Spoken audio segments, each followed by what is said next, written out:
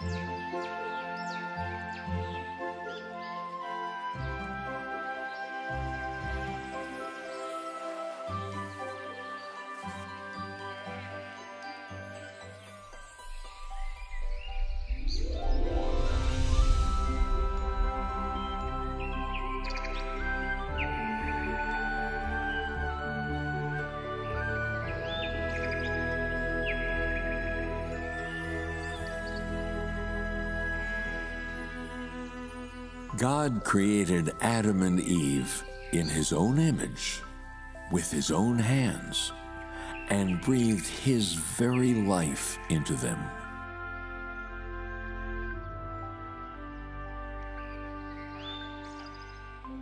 Jehovah God placed them in the Garden of Eden and told them, "Of every tree of the garden you may freely eat.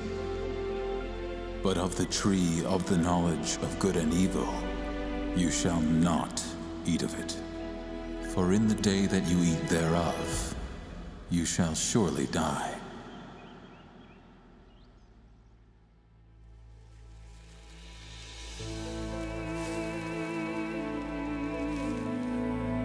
But Adam and Eve did not heed God's instruction. They gave in to Satan's temptation and ate from the tree of the knowledge of good and evil. After that, mankind became more and more corrupt, evil, and decadent. They reached the highest levels of sin. They made an enemy of God and did not allow for His existence. This was why God resolved to wipe out mankind with a flood.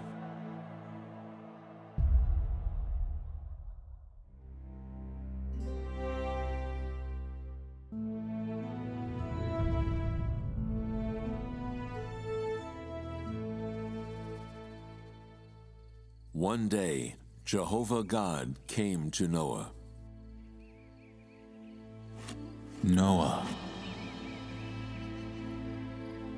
Noah. Oh, my Lord.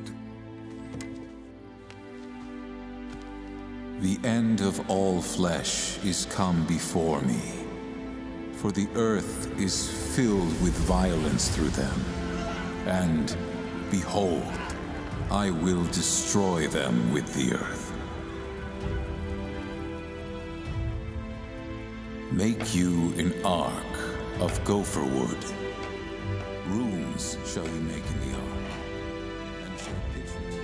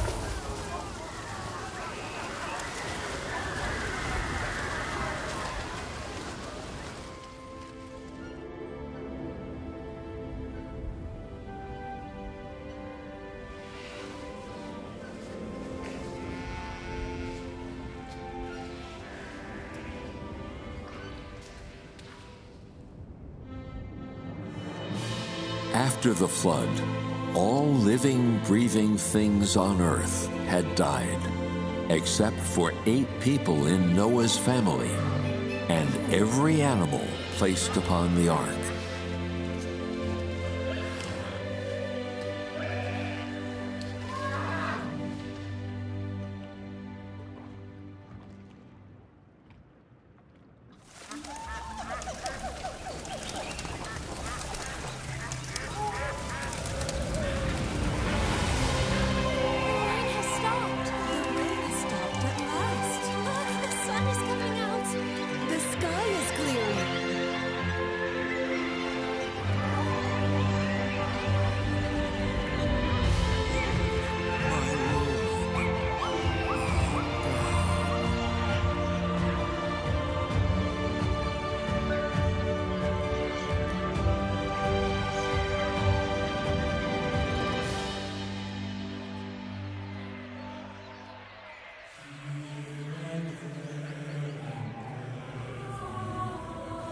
They have continued to proliferate on earth to this very day.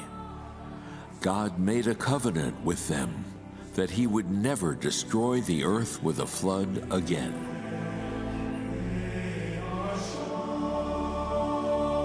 And the rainbow seen today is proof of God's covenant with man.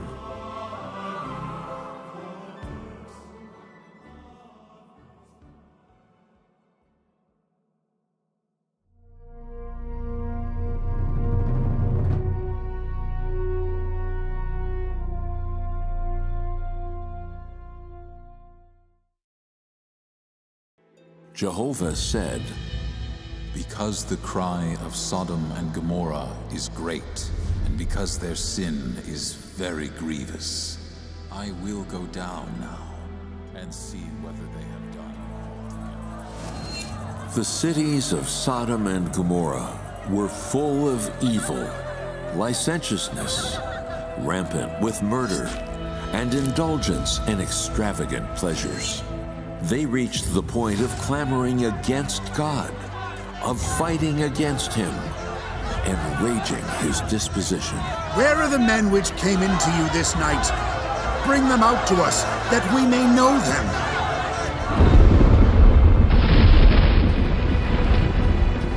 After the angels took Lot and his family out of the city, burning sulfur rained down from the sky.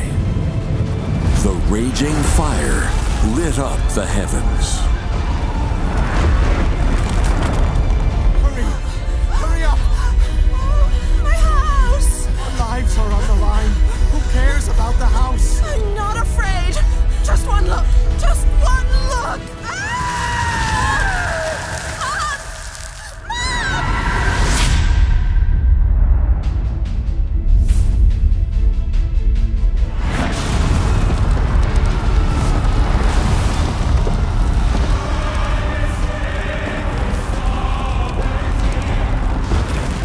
Sodom, Gomorrah, and all their residents were reduced to ashes, disappearing into the wrath of God.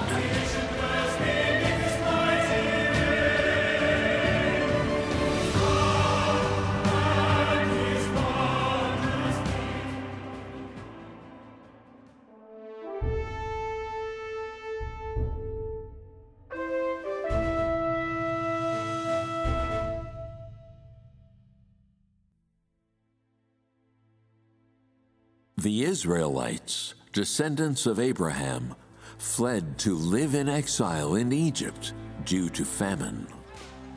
The Egyptians were terrified of the Israelites' expansion, so they enslaved them. The Israelites could not bear the torture and prayed to God.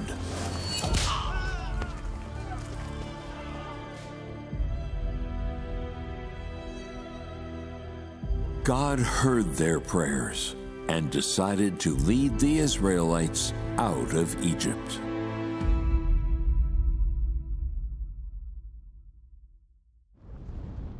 He then called on Moses.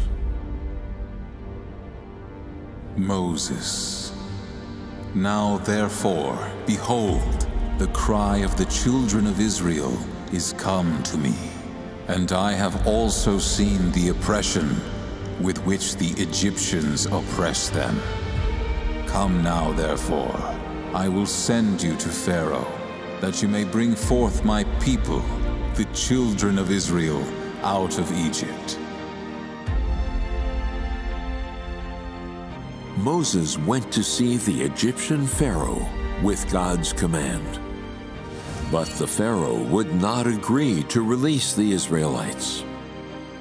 The stubborn Pharaoh did not give in until God unleashed 10 plagues. The Israelites finally departed from Egypt under God's guidance.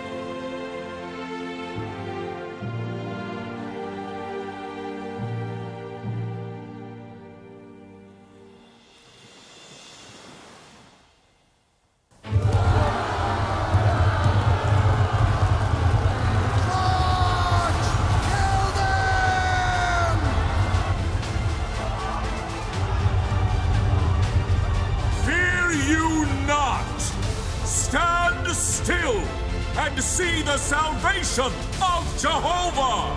Lift you up your rod and stretch out your hand over the sea and divide it.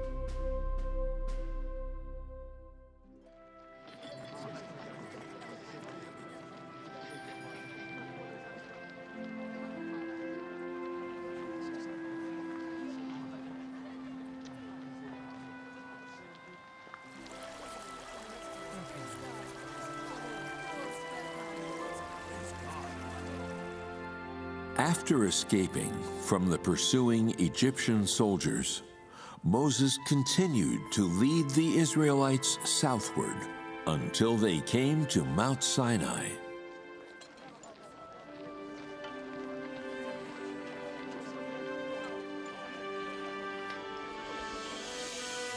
In His almighty glory, Jehovah God descended to Mount Sinai and issued His commandments to the Israelites through Moses. God spoke all these words, saying, "You shall have no other gods before me. You shall not make to you any graven image. You shall not bow down yourself to them, nor serve them. You shall not take the name of Jehovah your God in vain."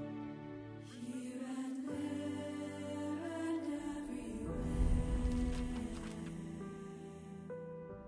His deeds and His power can be found. His wisdom and authority.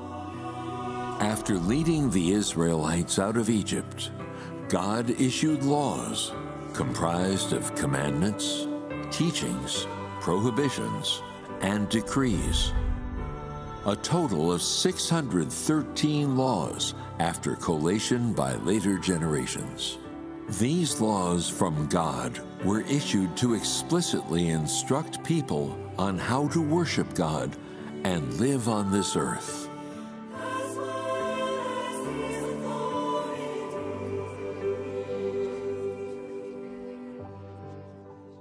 These laws were the earliest detailed conditions to guide mankind on how to live, to regulate human behavior, and measure moral standards. They were also the first basis and guideline toward determining sinfulness. Since you stole from them, you should pay double.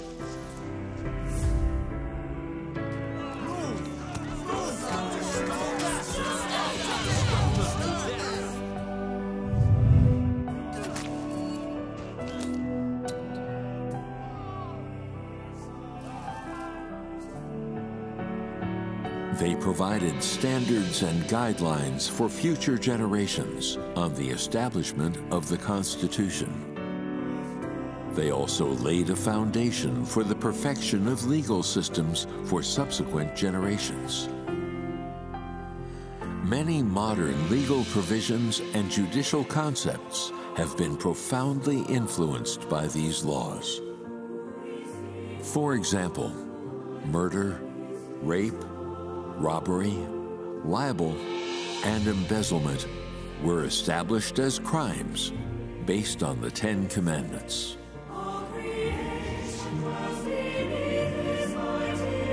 God's laws, issued to the Israelites, have not only had a profound impact on human law, but have also played a critical role in the establishment and formation of moral civilization and democratic institutions in human societies.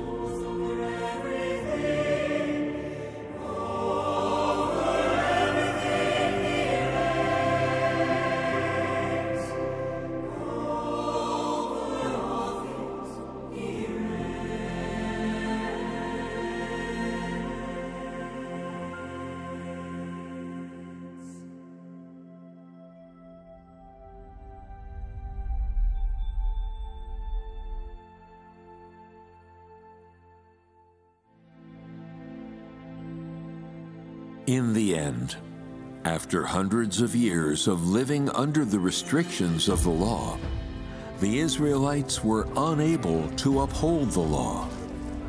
They constantly violated the teachings of the law, and everyone faced the danger of being condemned or put to death through the law. They were also repeatedly preyed upon by other peoples and were subjected to the torment of war and oppression. So they urgently prayed and called out to God, and they received a promise. a promise that the Israelites could gain an eternal sin offering, and they would no longer be condemned or put to death according to the law. A promise that would revolutionize the Israelites' very existence and fate.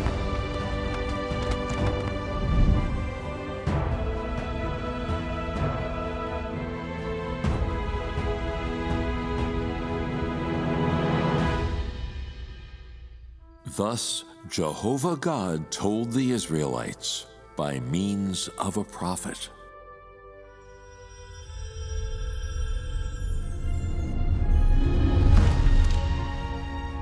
For to us a child is born, to us a son is given, and the government shall be on his shoulder. And his name shall be called Wonderful, Counselor, the Mighty God, the Everlasting Father, the Prince of Peace.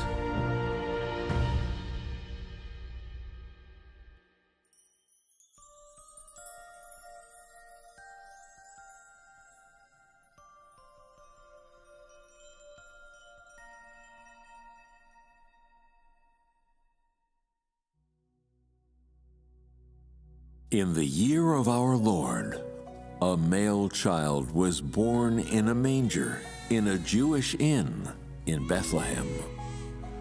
3 wise men from the east, guided by a star that had never before been seen, came to the place of the child's birth.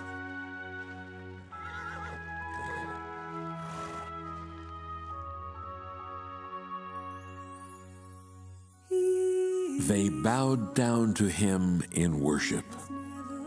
This child was the one promised by God, who would lead and redeem the Israelites from God's law. Is the one who mankind has never known, mankind has never known, in whose existence it never believed. Oh, whose child is this? So wise. Yet he is the one who breathed into the first man and gave life to all mankind. Blessed are the poor in spirit, for theirs is the kingdom of heaven. Blessed are they which do hunger and thirst after righteousness, for they shall be filled. But let your communication be, yes, yes, no, no. For whatever is more than these comes of evil. Not everyone that said to me, Lord, Lord, shall enter into the kingdom of heaven, but he that does the will of my Father which is in heaven.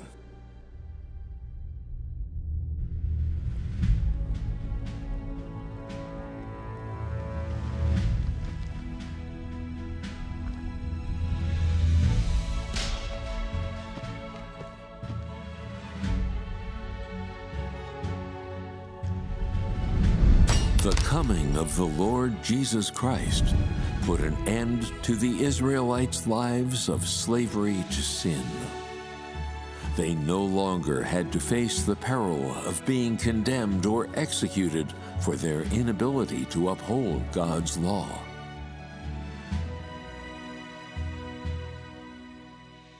He is the one who has never been.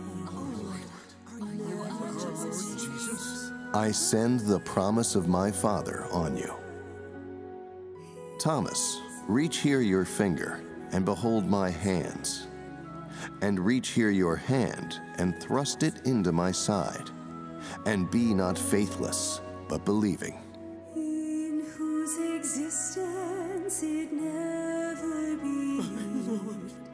Mankind has never believed. Because you have seen me, you have believed. Blessed are they that have not seen and yet have believed. Give life to all mankind.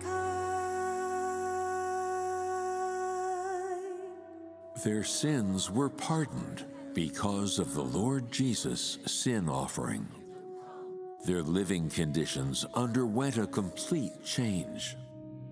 From then on, the Israelites no longer lived under the law. Instead, they lived under the protection of the sin offering brought to them by the Lord Jesus. It meant that the Israelites had completely cast off the binds of the law and entered an entirely new age. In this age, they were atoned of their sins through repentance and the Lord's abundant grace. And they also enjoyed the promise bestowed upon them by the Lord Jesus. It was an age replete with the Lord's mercy, love, tolerance, blessings, forgiveness, and patience. This is why we called this new age the Age of Grace. People's sins could be forgiven as long as they accepted the Lord Jesus as their Savior, and they could enjoy the rich grace and blessings bestowed upon them by God. This grace not only narrowed the gap between God and man, but also rescued humanity from their slavery to sin. This allowed people to no longer stray from God because of their sins, to be absolved because of God's sin offering, and because of God's rich grace, be able to come in front of Him at any time, any place.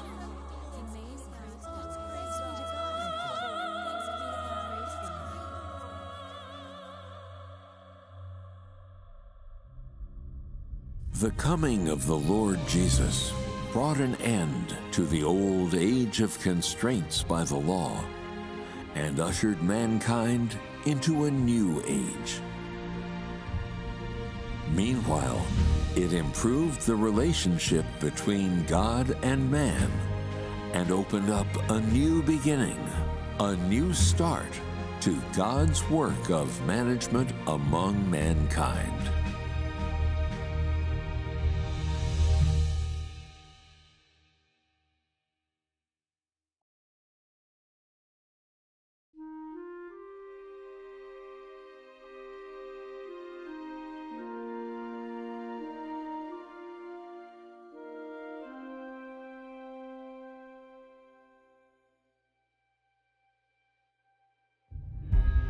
In 70 AD, 37 years after the Lord Jesus was resurrected and ascended into heaven, the Roman army captured Jerusalem.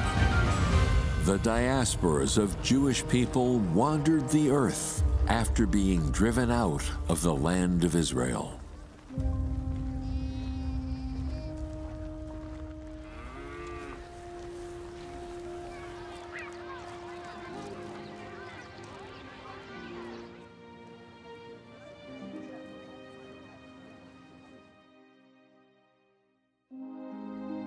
Although they had lost their homeland, they carried with them the Lord Jesus' gospel of the heavenly kingdom, which had been confined to Judea, and spread it to every corner of the world.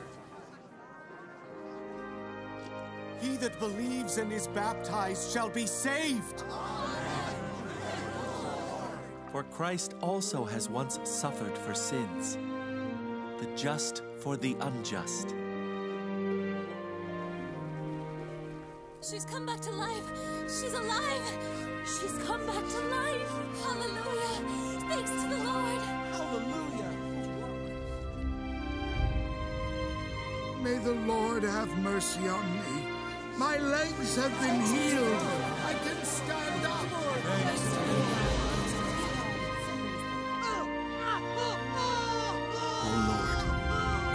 mercy on your child. Our Father which art in heaven, hallowed be your name. Your kingdom come. Your will be done in earth as it is in heaven. Here we must proclaim that God's wisdom surpasses the heavens, and his deeds are wondrous beyond belief. And lead us not into temptation, but deliver us from evil. For yours is the kingdom,